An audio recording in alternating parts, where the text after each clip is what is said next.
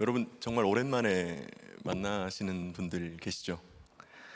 제가 제일 힘들었던 것이, 교회에서 제일 힘들었던 것이 뭐냐 그러면 꼭 옆에서 이렇게 환하게 얼굴을 쳐다보고 예수의 이름으로 사랑합니다 그러면서 막 서로 손잡고 손 막 흔들라 그러는데, 저 그게 싫어가지고 교회 못 나갔던 적도 있었습니다. 그래서 그래도 우리가 인사를 해야 되잖아요. 꼭 말하지 않아도 괜찮거든요. 그냥 서로 한번 쳐다봐 주세요. 쳐다보고 서로 한번 쓰다듬어 주고, 손이나 한번 이렇게 쓰다듬어 주고, 네, 예, 우리 동성간에는 한 번도 안아주시고 잘 지냈냐, 요 정도만 이렇게 해주시고, 네, 거기는 앉지 말어. 왜 남녀가 안 와요? 감사합니다.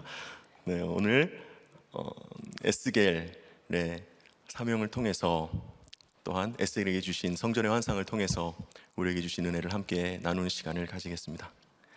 근데 지금부터 약 2600여 년 전에 그 아버지를 따라서 성전에서 봉사하는 직분을 사모하며 착실하게 준비했던 그 25살의 젊은 청년이 있었습니다. 이스라엘의 레위인은요, 20살 때부터 이렇게 성전에 들어가서 맨 처음 허드렛 일부터 해요. 그러면서 점차 성전과 예배에 대한 일을 배웁니다. 그리고 30살이 되었을 때 제사장으로 취임해서 자신의 직무를 감당합니다. 그런데 20살에 성전에 들어가서 5년이 지나던 주전 597년에 그 청년은 갑자기 한순간에 바벨론의 포로가 되어서 유다의 왕 여호야긴과 함께 끌려가게 됩니다. 전쟁 영화 같은 데서 여러분 포로로 끌려가는 거 보셨잖아요. 네, 그런데 그거는 심의 때문에 정말 약하게 표현한 거거든요. 지금으로부터 2000년도 넘은 일이고요. 그리고 그 포로로 끌고 가는 그 상대는 야만인 중에 야만인으로 불리는 바벨론입니다. 상하이 탈의는 기본이고요. 팔과 다리를 쇠사슬로 묶어서 100명 정도를 단위로 이렇게 끌고 가는데, 이렇게 16,000km를 이동합니다. 이윽고 이스라엘의 포로들은 그발강을 끼고 있는 바벨론의 도시 닛불에 도착해서 나무를 팹니다. 나무를 패고 수로를 개간하는 일에 투입됩니다. 에스겔이 뭘 할 수 있었을까요? 성전을 돌보는 거, 성전에서 수종 드는 거 말고는 할 수 있는 게 없었어요. 그런데 그랬던 그가 포로가 되어서 삽을 잡고 나무를 팹니다. 땅을 팝니다. 노예로 살아갑니다. 한때 거룩한 성전에서 수종드는 제사장이 되리라 믿었던 청년 에스겔이 이 힘들고 억울한 노예 생활을 버틸 수 있었던 이유, 그것은 다른 것이 아니었습니다. 에스겔은 하나님을 믿잖아요. 그러니까 하나님이 나를 이렇게 내버려 두실 리가 없다. 반드시 나를 고향으로 되돌려 넣어주시고 바벨론의 포로를 끝내주시고 나를 제사장 되게 해주실 것이다. 그 소망으로 5년을 버팁니다. 그런데 그러고도 포로가 된 지 6년이 지났을 때 에스겔은 고향인 유다 왕국이 멸망되었으며 오매불망 돌아가기만을 바랬던 그 성전은 완전히 회파되었다는 소식을 듣습니다. 그때 에스겔 마음이 어땠을까요? 완전히 무너졌습니다. 완전히 무너졌습니다. 학수고대하며 만반의 준비를 했지만 이제 모든 것이 아무짝에도 쓸모없이 되었죠. 버틸 수 있었던 단 한 가지 이유, 그것도 날아가 버렸습니다. 게다가 이 힘들고 억울한 포로 생활이 언제 끝날지 그 누구도 알 수가 없었습니다. 그저 이렇게 남의 포로가 되어 일평생 고생만 하다가 남긴 것 없이 죽겠구나. 하고 싶은 일도, 해야 하는 일도, 할 수 있는 일도 내게 이제는 없구나. 그런데요, 나는 이제 아무짝에도 쓸모없는 사람이 되어 머나먼 타국에서 이름 없이 살다가 죽게 되리라는 가난한 마음, 바로 그 상한 심령이 되었을 때 하나님의 말씀이 에스겔에게 임합니다. 그리고 에스겔은 하나님의 성전에서 수종을 들며 봉사하는 제사장이 아니라 거친 들에서 비난을 감수하며 하나님의 심판을 선포하는 선지자가 됩니다. 우리는 성경의 많은 선지자들을 알고 있죠. 그 중에 유독 에스겔은 참 많은 시련과 연단을 겪잖아요. 하나님이 어떠한 명령을 내리셔도 마다하지 않고 순종합니다. 나는 제사장이거든요. 내가 제사장인데 거룩해야 하고 더러운 것 옆에도 가지 말아야 하는데 인분, 똥을 구워 먹으라니 그게 말이 됩니까? 그 말에 순종합니다. 당시 죽은 사람을 옆에서 울지 않는 거 있잖아요. 울지 않는 것은 그 망자를 경멸하고 비난하는 행위입니다. 그런데 어떻게 아내의 죽음 앞에서 울지 않을 수가 있습니까? 어떻게 대우받아야 할 제사장이 교양도 없이 너희 그러면 죽는다 울며 고래고래 고함을 지를 수가 있습니까? 이유는 한 가지입니다. 무너졌기 때문입니다. 제사장이 되고 싶었던 기대도, 열심히 준비한 노력도요, 미래에 대한 소망도 사라진 채 힘들고 모진 포로 생활을 겪은 에스겔이잖아요. 자존감은 완전히 무너져 내렸으며 깊은 좌절이 무엇인지 알게 되었습니다.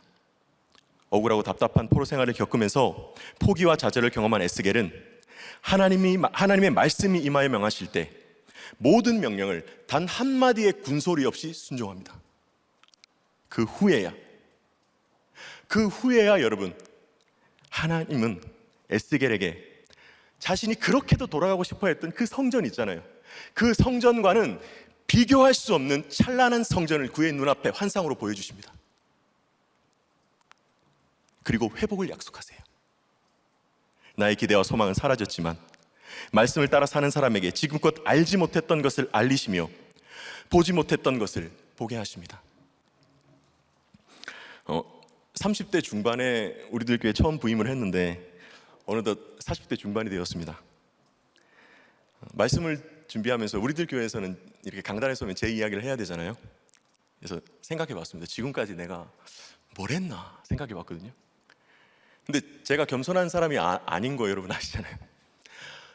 아무리 생각해도 진짜 뭐 하나 생각이 안 나는 거예요. 내가 뭐 했지? 아무런 생각이 안 나는 거예요. 그렇다면 내 가족에게는 내가 뭐라도 해줬거나 보여준 것이 있겠지. 근데 이 생각을 왜 했는지 몰라. 아무튼 그렇게 생각을 했습니다. 그래서 이렇게 보니까 그나마 저희 아들이 제일 순하거든요. 그래서 아들에게 먼저 물었습니다. 주명아, 아빠가 뭘 해줬니? 아들은 저를 이렇게 보더니 활짝 웃으면서 이렇게 해줬습니다. 저희 아들은 할 말이 없을 때 이렇게 합니다. 다음으로 사춘기 중2병 딸에게 물을 차례입니다. 두려웠습니다. 아빠가 뭘 해줬니? 역시나 돌아온 답변은 이것이죠. 왜? 설교 때 할 말이 그렇게도 없니? 마지막으로 저기서 설거지를 하고 있는 아내의 뒷모습이 보입니다. 같습니다. 여보, 내가 뭐 해준 것이 말이 끝나게 해주기 전에 저기 있는 음식 쓰레기를 비워달라고 합니다. 어쩌면 당연한 답변인지도 모르겠어요.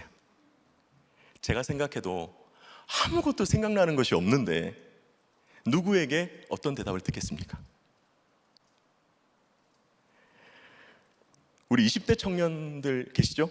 네, 20대 청년들은 아마 무슨 말인지 모를 수도 있겠어요. 그런데 어느 정도 공감하시는 분도 계시리라 생각합니다. 나이는 한 살 한 살 먹어가는데 형편이나 사정은 달라지지 않았습니다. 살면서 뭐를 한 거는 같거든요. 이것저것 뭐를 한 거는 같은데 남은 것이 없는 거예요. 나를 기대할 수 없어서 온갖 기대를 걸었던 나의 자녀와 배우자는 마치 작정이라도 한 듯이 그 기대를 무너뜨립니다. 하루하루 힘들게 회사에 다니고 주어진 일을 하며 할 수 있는 노력을 해봐도 예상되는 것이 있다면 그다지 달라질 것 없는 미래라는 우리 지체들의 한탄을 듣습니다. 이러다 보니 언제부터인가 올해보다 내년은 더 나을 거야, 이 기대를 하지 않습니다. 성품이 달라졌다거나 믿음이 깊어지지도 않았고요, 경험과 지식이 쌓였다고 스스로 믿거든요. 스스로 믿으면서 이제는 어느 정도 옳고 그른 것을 구분할 수 있겠지. 그런데 여전히 그만둬야 할 것을 알아도 멈추지 못하며 돌이켜야 할 때 돌아서지 못합니다. 그리고 여전히 무능하고 한심하다는 생각은 왜 나이가 들수록 점점 더해가는지 모르겠습니다. 자신에 대한 실망, 변하지 않는 환경, 씻겨지지 않는 상처, 그리고 달라질 것 없는 미래. 우리는 이 모든 것을 한꺼번에 담고 오늘을 삽니다. 지금까지 나는 뭐하고 살았나? 혹시 같은 생각을 하는 분이 계시지는 않습니까? 나는 스스로 생각하기에 기대할 것이 없고 쓸만한 부분이 없다고 생각합니다. 하지만 절망을 경험하고 포기를 해야 비로소 쓸모 있는 사람이 된다는 것이 우리가 믿는 이 신앙의 역설입니다. 어떤 분은 이미 많이 깨닫게 된 분도 계실 거고요. 또 어떤 분은 이제 출발점에 서 계십니다. 그리고 어떤 분은 가다가 멈춰 서신 분도 계시겠죠. 하나님께서는 오늘 본문을 통해 에스겔에게 보여주신 성전의 환상을 우리에게도 알려주시는데요, 환상이 공상이나 망상과 다른 점이 있다면 바로 말씀을 통해 보여주신다는 것입니다. 오늘 하나님께서는 이 성전에서 어떤 은혜의 역사가 시작되는지, 어떤 은혜의 역사가 일어나는지를 하나하나 세세하게 알려주시는데요, 이렇게 자세히 보여주시는 첫 번째 이유는 너희가 성전에서 예배하게 될 그날이 분명히 오리라는 약속의 말씀, 그리고 둘째 이유는 성전의 그 사명과 역할을 알려주시기 위함입니다. 저와 여러분은 하나님이 거하시는 성전입니다. 내 안에는 주님이 계시며 나에게는 구원을 전해야 할 사명이 있습니다. 지은 죄가 얼마나 되든지 환경이 어떠하든지 나는 하나님이 거하시는 성전입니다. 성전에서 어떤 역사가 일어나는지를 보여주는 본문을 통해 함께 묵상하면서 성경이 말하는 그 성전이 되기를 소망하는 우리들이 되었으면 좋겠습니다. 세상에서 알아주지 않는다고 원망하지 말고, 쓰임받지 못한다고 한탄하지 말고, 하나님이 쓰시는 성전이 되기를 소원할 때 한때 나처럼 죽어가는 인생을 살리는 약조로의 인생이 될 줄을 믿습니다. 쓰임받는 하나님의 성전이 되려면요, 첫째, 예배와 말씀이 회복되어야 합니다. 1절과 2절입니다. 그가 나를 데리고 성전 문에 이르시니 성전의 앞면이 동쪽을 향하였는데 그 문지방 밑에서 물이 나와 동쪽으로 흐르다가 성전 오른쪽 제단 남쪽으로 흘러내리더라. 그가 또 나를 데리고 북문으로 나가서 바깥길로 꺾여 동쪽을 향한 바깥문에 이르시기로 본즉 물이 그 오른쪽에서 스며 나오더라. 아멘. 하나님은 에스겔에게 성전의 곳곳을 보여주시잖아요. 여러분, 우리 함께 큐티하면서 아시는 바와 같이 성전의 부엌까지를 곳곳을 보여주신 후에 마지막으로 뭐를 보여주시냐 하면요, 성전 앞 동쪽에 그 제단을 보여주십니다. 최초로 성전의 문지방에서 가느다란 물줄기가 흘러나오거든요. 이 미세한 줄기의 물이 제일 처음 이 제단을 지나 닫혀있는 동쪽 문으로 흐릅니다. 동쪽 문은 하나님이 들어오신 후에 닫혀 있었기 때문에 에스겔은 천사의 인도를 받아 북쪽 문을 통과하여 동쪽 문 밖으로 가서 이 장면을 목격합니다. 에스겔의 묘사처럼요, 처음 그 물은 문 밑으로 스며들어 흐를 정도로 얕고 작은 물줄기로 흐르고 있습니다. 이 물이 처음으로 지나가는 제단은요, 뭐냐 그러면 제물을 하나님께 올려드리는 그 단입니다.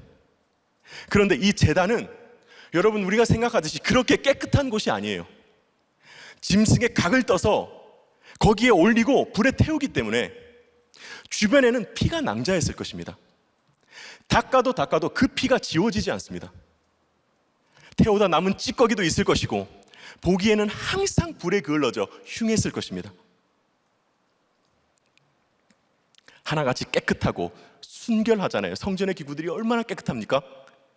그런데 그 중에 가장 더러운 기구가 바로 제단입니다. 그러나 보기에는 흉하고 지저분하다 할지라도 제단은 하나님 앞에서 지은 죄를 고백하고 회개하는 거룩한 곳입니다. 날마다 활활 불타오르며 감사와 감격으로 하나님을 예배하는 곳입니다.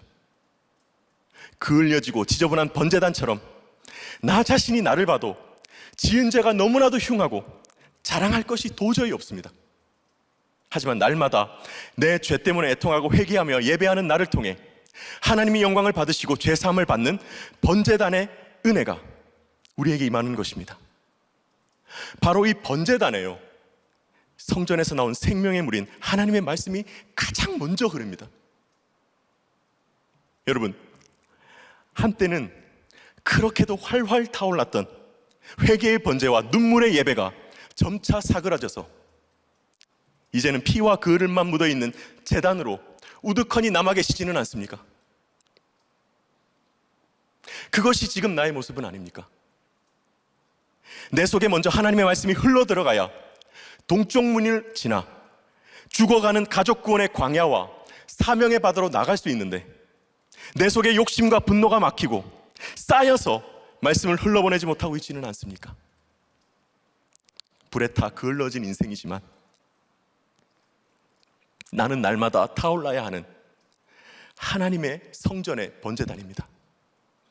가장 먼저 말씀을 받아 그것을 흘러보내야 하는 사명이 있는 예배의 제단입니다. 아직 감염의 확산이 지속되는 상황에서 이 말씀 드리는 것이 민감한 부분이라는 것을 알고 있습니다. 허나 점점 나의 제단에 회개의 불이 꺼지고 예배의 감격이 사그러들고 있다면 여러분, 더욱 위생과 방역에 신경을 써주시고 백신 접종도 받으시는 수고를 하셔서라도 이 자리에 나와주시기를 바랍니다. 여러분 아시잖아요. 진리는 원칙이라는 그릇에 담기는 것입니다.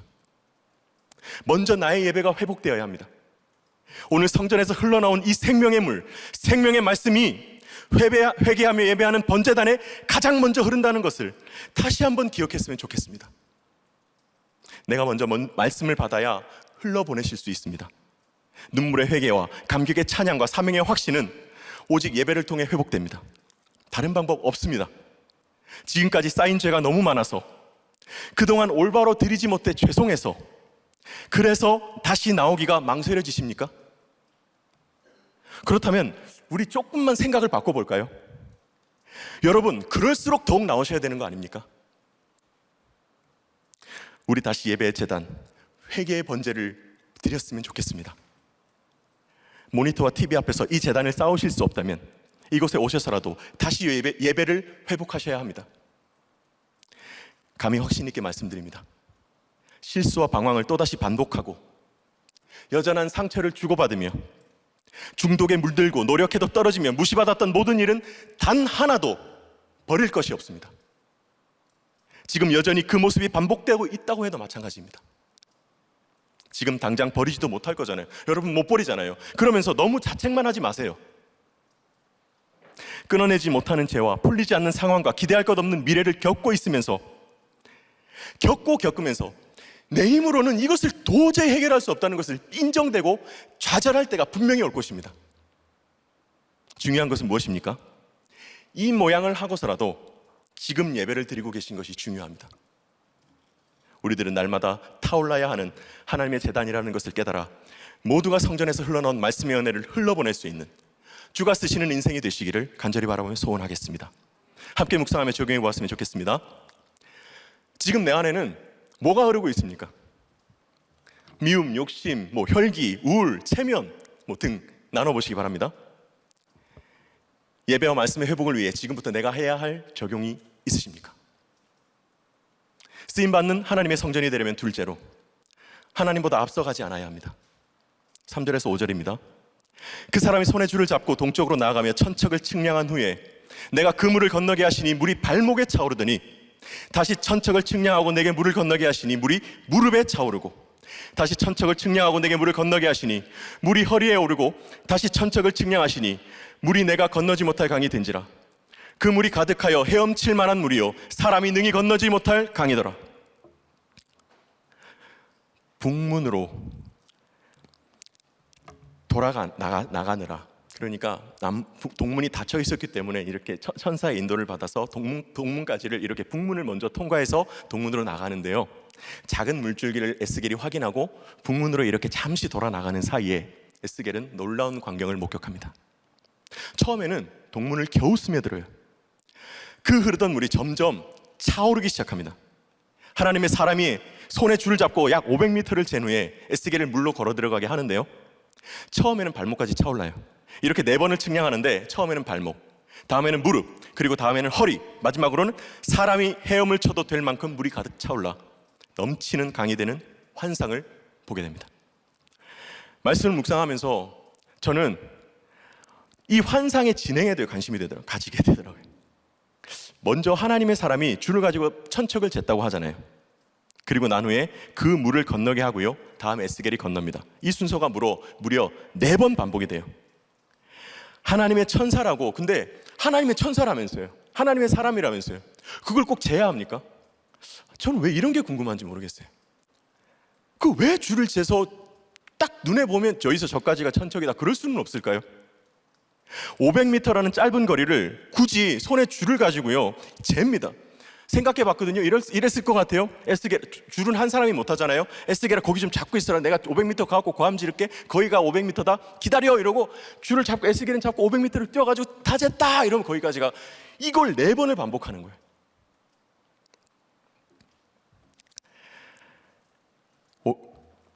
그 하나님의 사람이나, 그걸 일일이 다 잰 하나님의 사람이나, 기다렸다가 건너라고 하면 건넌 에스겔이나, 보면 알잖아요. 보면 깊다 하면 알잖아요. 근데 건너라고 하면 건넌 에스겔이나 제 입장에서는 이해가 가지 않았습니다. 물이 차오르는 것은 분명히 보이잖아요. 대충 보고, 와, 성전에서 나온 물이 이렇게 큰 강이 되었구나, 이거 알면 되는 거잖아요.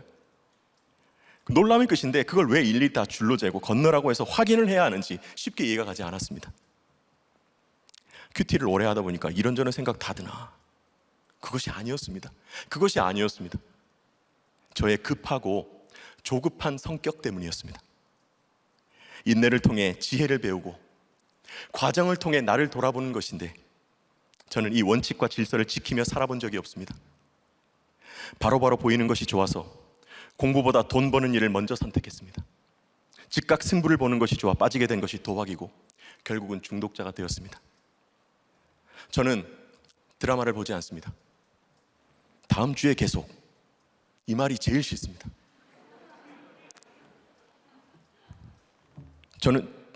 지금도 저는 식당에서 줄을 서지 않습니다. 그래서 저희 가족은 맛집에 가본 적이 없습니다. 그런데 이 조급함이요, 사람마다 다른 성격의 하나일 뿐, 저의 신앙과 맡겨주신 사역과 사명에 얼마나 방해가 되는지 정말 단 한 번도 깊이 고민해 보지 않았습니다. 하나님이 시작하신 일은 하나님이 마무리하십니다. 물의 측량이 시작된 그 후부터 생명의 말씀이 나를 적시는 그 역사는 시작되었습니다. 그러나 여전히 나의 의와 욕심이 살아있어서 물이 발목과 무릎에 찰 때까지 사건을 말씀으로 해석하며 기다려야 할 때가 있어요. 그렇게 허리에 이르고 강이 될 때까지 내가 들어야 할 말씀이 있고 애통해야 할 회개가 있으며 인내해야 할 사건이 있다는 것을 인정하려 하지 않았습니다. 혹시 저같이 인내하기가 너무 힘든 분이 이 자리에 계시지는 않습니까? 나의 조급함을 멈추고 사건 속에서 해결만을 부르짖지 않는 최고의 방법을 지난주에 목사님께서 알려주셨잖아요. 여러분 기억나세요? 바로 우리 공동체와 함께 가는 것입니다. 교회 지도자들이 바울을 죽이려 하는 살기 등등한 그 사람들로부터 바울을 보호하기 위해서 기꺼이 자신의 목숨을 걸고 바울과 동행합니다. 저와 여러분도 살기가 등등한 나의 조급함과 혈기로부터 나를 보호해주는 우리 공동체와 함께 가시는 것입니다.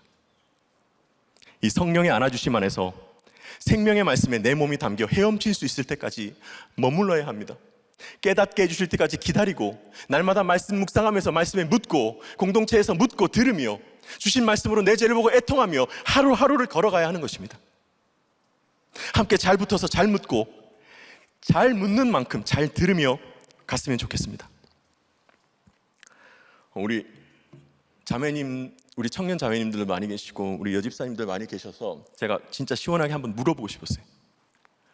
우리 집사님들은 옷을 살 때 어떻게 사십니까?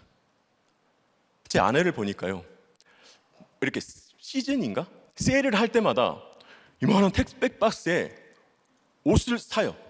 그래서 막 배달이 옵니다. 그러면 뭐 하는 짓인가 보고 있으면 그날은 집안에 패션쇼가 벌어집니다. 제일 힘든 것은 이것입니다. 여지없이 벌어지는 일인데요, 아내는 이렇게 양쪽에 옷을 이렇게 막 신나게 들고 옵니다. 여보, 어느 게 나아? 저도 보는 시선이 있잖아요. 이쪽이 나아, 저쪽이 나아. 이쪽이 나아. 그럼 갑자기 버럭 화를 냅니다. 똑바로 보라고. 똑바로 보라고. 어느 쪽이 예쁘냐고. 이쪽 이러면 정말 당신은 왜 내가 맨날 얘기할 때 전화기를 보고 있냐고, 왜 내 말에 귀를 안 기울이냐고, 어느 쪽이 내 말에 귀를 기울이라고, 어느 쪽이 예쁘냐고. 이쯤 되면 눈치가 차죠. 눈치를 채죠. 저쪽. 그러면 갑자기 너무 좋아합니다. 역시 당신은 보는 눈이 있어. 딸과 함께 노래를 부르며 옷을 휘날리며 돌아서는 아내를 보는데 저는 한 가지 생각이 듭니다. 왜 나에게 묻는 것인가? 짜장면을 먹을 때 중국집 음식을 시킬 때가 있잖아요. 어느 날 음식을 시킬 때가 있잖아요. 그래서 짜장면, 여보 오늘 중국 음식이 땡기네. 여보, 당신 우리 집사람이 그래요. 짜장면이 좋아, 짬뽕이 좋아? 이러면 오늘은 짜장이 땡기네. 어쩌지 짬뽕 시켰는데 왜 나에게 묻는 것인가? 정말 모르겠습니다. 여러분, 우리가 말씀을 듣는 구조 안에 머물게 된 그때부터요, 이미 생명의 물은 차오르기 시작했습니다. 여러분, 해답을 이미 정한 채 묻지 않고 들으려 하지 않으려는 조급함과 그 고집이 꺾이고 공동체를 신뢰하며 성령의 안아주심을 경험하는 그 모든 과정을 지나시는 동안요, 생명의 물은 나의 발목과 무릎과 허리를 채워 결국은 그 안에서 헤엄치는 생명의 강을 허락해 주신다는 것을 믿습니다. 말씀을 들어도 여전히 억울하고 불안하시잖아요. 답답하시잖아요. 우울하시잖아요. 여러분, 절대 이상한 것이 아닙니다. 여러분이 잘못된 것이 아닙니다. 이제 발목까지, 무릎까지 차오르신 거예요. 하나님이 앞서 나가시며 준비해 주시는 대로 양육을 받고 주신 말씀 붙잡고 목장에서 묻고 들으면서 이 생명의 말씀이 발목에서 무릎 그리고 허리와 온몸을 덮는 은혜를 경험하게 되시기를 소원합니다. 함께 묵상하며 정리해 보았으면 좋겠습니다. 해결이 되지 않아서 조급하고 답답하게 만드는 사건은 무엇입니까? 여러분, 지금 어디까지 잠겨 있는 것 같으세요? 나눠보셨으면 좋겠어요. 이게 시간이 흘러가고 있어가지고 말을 빨리 해서 죄송합니다. 이제 조금 여유가 있네요. 좀 천천히 할게요. 마지막이거든요. 쓰임받는 하나님의 성전 세 번째는 약재료가 있는 인생입니다. 6절에서 12절까지인데요, 함께 8절과 우리 12절만 읽겠습니다. 우리 아시잖아요. 우리들 공동체라면 너무 좋아하는 말씀이잖아요. 그래서 함께 좀 봉독해 주시면 감사하겠습니다. 8절입니다. 그가 내게 이르시되 이 물이 동쪽으로 향하여 흘러 아라바로 내려가서 바다에 이르리니 이 흘러내리는 물로 그 바다의 물이 되살아나리라. 아멘. 12절 읽습니다. 강 좌우가에는 각종 먹을 과실나무가 자라서 그 잎이 시들지 아니하며 열매가 끊이지 아니하고 달마다 새 열매를 맺으리니 그 물이 성소를 통하여 나옴이라. 그 열매는 먹을만하고 그 잎사귀는 약재료가 되리라. 아멘. 처음에는 작은 물줄기로 시작되었으나 이내 발목에서 시작해 강을 이루었습니다. 메말랐던 광야에 물이 흐르기 시작하자 이제 이 강에 그 주변에 나무와 식물이 자라기 시작합니다. 물이 흐르지 않는다면 절대로 자랄 수 없는 것들이 자라기 시작합니다. 그리고 이 물은 강에서 바다로 나갑니다. 이 물이 닿는 곳마다 생명이 살아나고 바닷물이 되살아나며 새로운 생명이 태어납니다. 강에는 어부들이 심히 큰 물고기를 낚게 될 것이며 그 물고기로 배고프고 굶주린 누군가를 먹일 것입니다. 시들지 않는 열매 또한 맺힐 것인데, 이렇게 모든 새로운 생명이 자라날 수 있는 이유는요, 이 물이, 이 생명이 바로 하나님의 성전에서 나왔기 때문입니다. 그리고 이 물로 말미암아 맺히게 된 열매는 굶주림을 채워줄 식량이 되며 그 잎사귀는 생명을 치유하고 회복하는 약재료가 될 것이라고 말씀하십니다. 바로 이 본문에서 우리들 교회 성도님이라면 한 번쯤은 들어보셨을 약재료라는 단어가 나왔습니다. 나는 이 땅에서 욕심과 욕망의 포로, 비교와 열등감의 포로가 되어 기대할 것 없는 미래 말고는 아무것도 남지 않은 사람입니다. 배신당하고 버림받으며 보여줄 것 없고 되는 일도 없는 인생입니다. 그러나 이런 내가 성전에서 흘러나오는 생명의 말씀을 받았습니다. 그렇게도 모질고 힘들었던 포로 생활을 통해 순종을 배우게 되었습니다. 수많은 연단과 고통의 터널을 통과하며 비로소 내가 얼마나 죄인인지를 깨달아 말씀 앞에 엎드려 회개의 눈물로 고백하는 나의 간증은 살 소망을 잃어가고 눈물로 하루를 살아가는 한 영혼에게 생명을 주어 살리는 약재료가 됩니다. 우리가 살리지 못하는 개펄과 진펄도 있다고 하십니다. 내가 모든 것을 할 수 있다고 자만할 수 없습니다. 하나님이 가라시면 가고 멈추라면 멈추면서 우리 공동체와 함께 걸어가는 것입니다. 잎사귀가 약재료가 되기 위해서 산산이 갈리고 부서지듯이 부끄럽고 수치스러운 나의 죄를 고백할 때 오히려 오해와 비난을 받기도 하시잖아요. 그럼에도 실패의 약재료, 수치의 약재료를 드러내며 고백하시는 성도님들로 인해 오늘도 누군가는 살아나서 또 다른 누군가를 살리고 있습니다. 이것이 우리가 먼저 고백하시며 이 사명을 감당하시는 우리 목사님을 따라 강에서 바다로 나아가는 것입니다. 끝으로 저의 약재료를 나누고 말씀을 마무리하고 싶습니다. 저는 도박 중독자입니다. 어릴 적부터 승부를 보는 것을 좋아해 늘 경쟁을 해서 이기는 것을 최고의 기쁨으로 알았습니다. 20대에 어린 시절부터 돈을 벌어 나보다 배우고 잘난 사람은 내 밑에 두고 쓰면 된다는 그 뒤틀린 가치관으로 그것이 결국 나의 인생의 목표가 되었고 하루에 4-5개의 불법적인 일을 하며 악착 같고 모질게 돈을 모았습니다. 그렇게 벌어서 조금이라도 더 쉽게 벌고자 몇 명의 선배들과 함께 나름 큰 선인 도박장을 열고 26세 한 개의 PC방을 포함해 3곳의 사장이 되었습니다. 그러나 한 달 남짓 되지 않아 믿었던 형에게 사기를 당해 벌었던 돈 대부분을 잃었습니다. 그래도 하던 일이 있잖아요. 하던 일이 있었기 때문에 돈은 벌었습니다.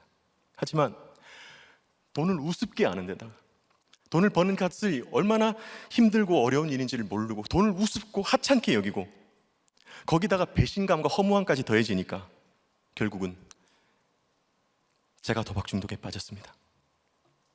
그리고 그 도박장 중독자의 모두가 그렇듯이 나를 믿고 맡겨주었던 그 모든 일들에서 배척을 받고 손을 자꾸 벌리고 다니니까 정말 의리와 친구밖에 없다고 하는 그런 모든 말에 아무 소용없이 모든 친구들이 다 떠나갔습니다.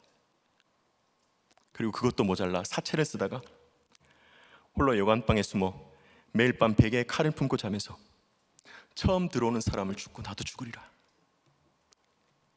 몇 주를 지냈습니다. 세월이 지나 결혼을 하고 아이도 생겼습니다. 회심을 했다 착각을 하고 고향에서 목회자가 되기 위해 신학대학원을 다녔습니다. 하지만 경제적으로 어려워지자 다시 도박에 손을 대었습니다. 신학생의 신분으로 아내에게 거짓말을 하며 도박장을 들락거렸습니다. 손에 잡히지 않을 지폐를 한 뭉치씩 가지고 다니면서 무서워서 묻지도 못하는 아내를 외면하며 집에 돈이 없는 것을 뻔히 알면서 10,000원짜리 한 장 주지 않았습니다. 1,000원짜리 한 장이라도 그거 갖고 도박해야 되니까요. 결국 괴롭잖아요. 이런 내가 너무나도 싫어서 다니던 학교를 그만두었습니다. 이후 다짐에 다짐을 하고 용인으로 올라와서 다시 신학교에 갔지만 도박은 버렸으나 물질에 대한 그게 똑같은 건데 모르는 거예요. 제가 도박은 버렸으니 됐다 하면서 내게 남겨진 그 죄를 보려고 하지 않고 여전히 남겨두는 거예요. 물질에 대한 그 미련을 버리지 않았습니다. 그리고 배우고 갖추지 못했다는 열등감에 목회자의 길을 포기하려 할 때 우리들 공동체를 만났습니다. 말씀을 듣고 양육을 받는데 그동안 내가 단 한 번도요, 회심하고 몇 년이 지났다고 생각해도, 한 4, 5년이 뭐예요? 지났다고 생각해도 단 한 번도 나의 죄를 놓고 회개한 적이 없다는 것을, 그걸 비로소 보게 되었습니다. 그래서 눈물이 날 수밖에 없었고 회개하게 되었습니다. 목장에 들어가 주식으로 인해 가족을 힘들게 한 선배 집사님의 나눔을 들으며 그동안 누구에게도 말하지 못했던 도박 중독과 지금은 하지 못한다 하더라도 여전히 도박 사이트를 구경하는 버릇을 오픈하였고 목장 식구들의 꾸준과 관심 덕에 그 습관마저 끊어낼 수 있었습니다. 이후 새벽 설교에도 내가 얼마나 도박으로 나도 병들고 가족을 힘들게 한 사람인지를 나누고 회개할 수 있는 많은 시간들을 허락해 주셨습니다. 근데 이것이 끝이 아니더라고요. 한 3년 전쯤으로 기억해요. 전화 한 통을 받았거든요. 교회 홈페이지를 보고 전화를 하셨다면서, 같은 반은 아니었지만 목사님과 같은 신학교를 다녔던 사역자라고 그러시는 거예요. 그리고 지금 모 교회에서 사역을 하고 있는데 그 스포츠 관련 사행성 배팅에 중독이 되어버려가지고 받은 사례를 다 쏟아붓고 그것도 모자라 교회 돈에서 손을 대다가 결국 빚까지 졌다고 합니다. 결국 사모에게 들켜가지고 이혼 위기에 있고 교회에게도 들켜서 사임을 당하고, 이런 자신이 정말 너무나도 싫고 양심에 하나님께 죄송하고 자신에게 미안하고 가책이 들어서 차라리 죽어버리려고 했는데 새벽 설교를 듣게 되었다고 합니다. 그리고는 목사님도 목사를 하시는데 이 좀 그렇더라고요. 이 말 듣는데 이거 좀 아니지 않나 이런 생각이 일단 드는데 그러시더라고요. 목사님도 목회를 하시는데 이러면서 나도 살고 싶고 시작하고 싶어졌다고 하면서 뭐라도 말하고 싶은데 말할 사람이 없고 뭐라도 말하고 싶어서 전화드렸다고, 고맙다고, 갑자기 저에게 기도를 해달라고 했습니다. 공동체에 와주실 것을 권면했습니다. 당장은 고사하시길래 기도를 하려고 하는데 수학이 나와서 끊임없이 들려오는 그 눈물이 제가 어떤 마음인 줄 알잖아요. 그게 어떤 두려움과 외로움과 힘듦과 그 연약함인 줄 알잖아요.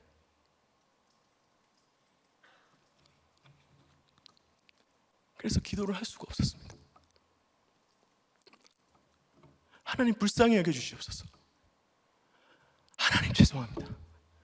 하나님 미안합니다. 하나님 죄송합니다. 둘이 함께 얼마나 반복하며 울었는지 모르겠습니다. 부디 목사님께서 어디를 가셨든 하나님의 사람으로 사시기를 간구합니다. 그런데 여러분, 지금까지 제가 나눈 이야기죠. 이 이야기는 결코 특별한 이야기가 아닙니다. 우리들 공동체의 흔한 이야기입니다. 내가 수치와 부끄러움을 겪었기 때문에, 죄와 중독에 굴러 떨어졌었기 때문에 지금 그 사건을 겪고 있는 그 마음이 이해가 되고 안타깝고 애통하게 됩니다. 이렇게 우리는 약재료로 쓰임을 받습니다.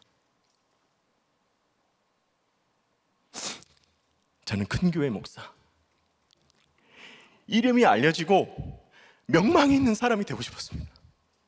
그렇게 될 수 있다고 믿었고 하나님이 그 길을 보여주시고 해줄 거라고 믿었습니다. 왜냐하면 하나님이 그렇게 해야 하나님이 쓰시는 사람이라고 믿었기 때문입니다.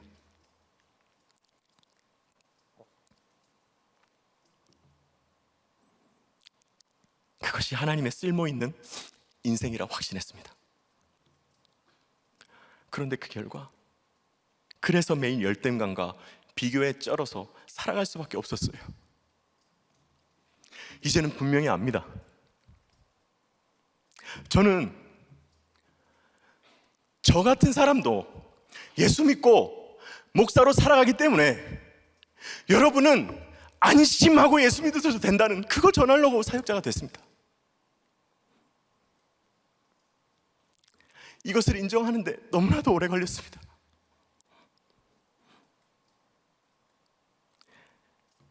약제로의 사명을 감당하셨다는 그 이유로 수치와 비난을 겪으셨습니까? 지금 당하고 계십니까? 그 인생은 반드시 하나님이 분명히 책임져 주실 것을 믿습니다. 여러분은 절대로 쓸모없는 인생이 아닙니다. 부디 지금의 환경과 상황에 갇혀 하나님이 쓸모있다 하신 인생을 함부로 가치없다 판단하지 마시기 바랍니다.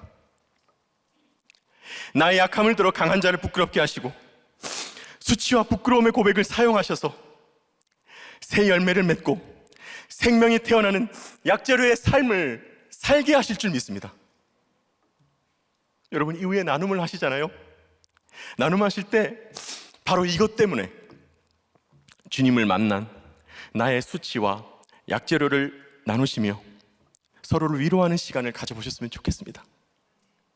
여러분, 누가 무시하면 어떻고요? 알아주지 않으면 좀 어떻습니까? 우리 공동체가 함께 격려하고 안아주시는 성령의 임하심이 임하기를 간절히 소원합니다.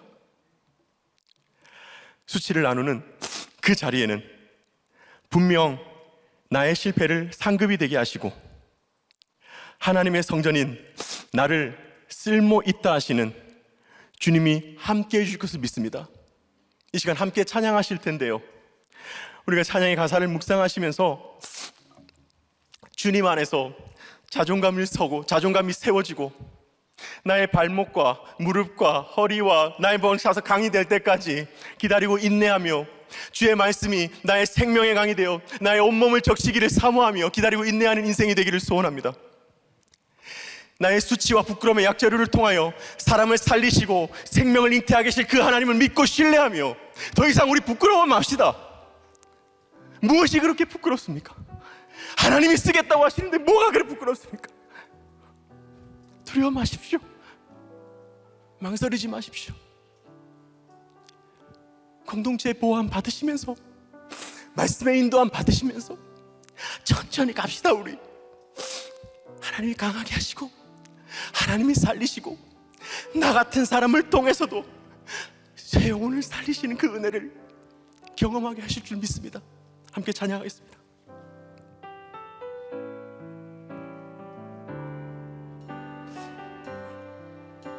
찬양합니다. 참 고마운 친구 나의 예수님, 나는 깨지기 쉬운 질그릇과 같으나 때론 낙심해도 포기치 않음은 예수의 생명이 내 안에 있기에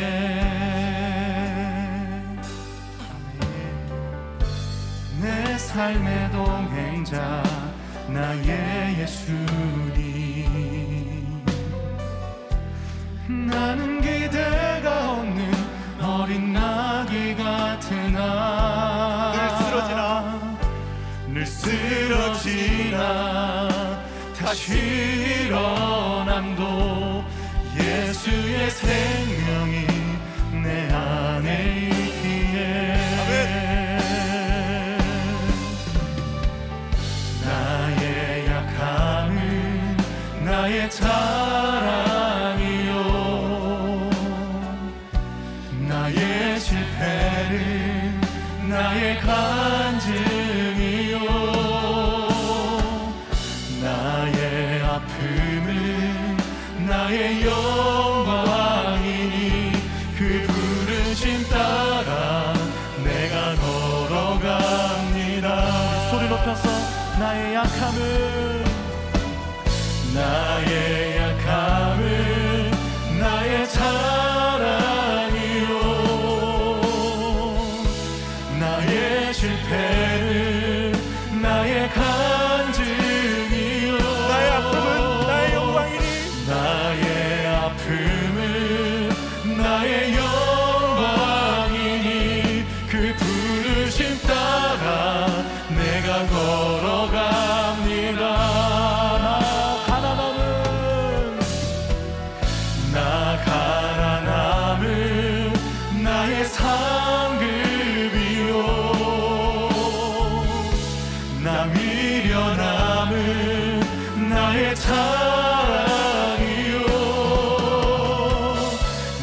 쓰러짐이 나의 고백이니 그 부르심 따라 내가 걸어갑니다. 이 시간 우리 함께 기도하겠습니다. 주님, 성전에서 생명의 물줄기가 흘러나오는 말씀을 주신 오늘 나의 예배가 회복되기를 소원합니다. 말씀을 듣고 주님 앞에 회개하며 마음 다해 부르짖는 예배의 회복을 결단하오니 나를 도와주시옵소서. 부끄럽고 수치스러워도 나를 구원하신 주님이 감사해서 그 사랑이 고마워서 나의 약재료로 생명을 낳고 살리는 사명을 감당하게 도와주시옵소서. 연약한 나를 붙잡아 주시고 동행해 주시옵소서. 이 시간 우리 간절한 마음으로 함께 기도하겠습니다. 하나님 아버지, 저는 주님 건져주시지 않았다면 돈에 죽고 사람의 속아 세상을 원망하다 죽을 수밖에 없는 인생입니다. 그런 저를 구원해 주시고 목회자라는 사명을 주셨음에도 세상에서 받지 못했던 대우를 교회에서 받고자 했기에 열등감과 비교의식의 자로 하나님을 원망했던 죄인입니다. 감사와 은혜를 놓아버리고 불평과 한탄으로 살면서 주신 사명을 가볍게 여기는 주님이 못난 죄인을 불쌍히 여겨 주시옵소서. 주님, 나의 온몸과 마음에 성전에서 나오는 생명의 말씀이 흐르기를 원합니다. 비록 그을려지고 지저분한 모습이라 해도 하나님 앞에 회개와 번제를 올려드리며 주신 말씀을 흘러보내는 성전의 번제단이 되게 하여 주시옵소서. 주님, 무너진 나의 예배가 회복되기를 소망합니다. 말씀을 붙잡고 애통하며 가난하고 상한 심령으로 주님 앞에 부르짖는 간절한 예배가 회복되게 도와주시옵소서. 보이고 잡히는 것이 없다 하더라도 하나님의 때를 믿고 발목의 때와 허리의 때를 잘 살아내게 해주시옵고 함께 가는 공동체 안에서 묻고 듣고 나누며 성령의 안아주심을 경험하기를 소원합니다. 아버지, 힘겨운 포로 생활을 통과하며 순종을 배웠기에 오늘도 수치와 연약함의 약재료를 나누며 사명 감당하시는 많은 성도님을 찾아가 주셔서 위로해 주시고 세상에서 쓰임받지 못해 분해하며 주저앉은 성도님이 계시다면 하나님이 써주시는 인생을 사무용을 준비되는 주의 성전이 되게 하여 주시옵소서. 아버지, 눈물의 강 앞서가시며 약재료의 인생이 무엇인지 알려주시는 우리 목사님의 사명과 건강의 기름을 부어주시옵소서. 목사님과 우리들 교회의 사명을 보호하시고 성령의 안아주심으로 동행하여 주실 것을 믿습니다. 나라의 근간을 뒤흔드는 교묘한 악법이 제정되지 않도록 도우시며 차별금지법과 평등법, 건강가정기본법이 통과되지 않도록 역사해 주시옵고 대하생명법이 제정되도록 도와주시옵소서. 주님, 지속되는 감염의 확산을 막아주시고 헌신하는 방역당국과 의료진들을 보호해 주실 것을 믿사오며 이 모든 말씀 죄인을 약재료로 사용하시는 예수 그리스도의 이름으로 기도합나이다. 아멘.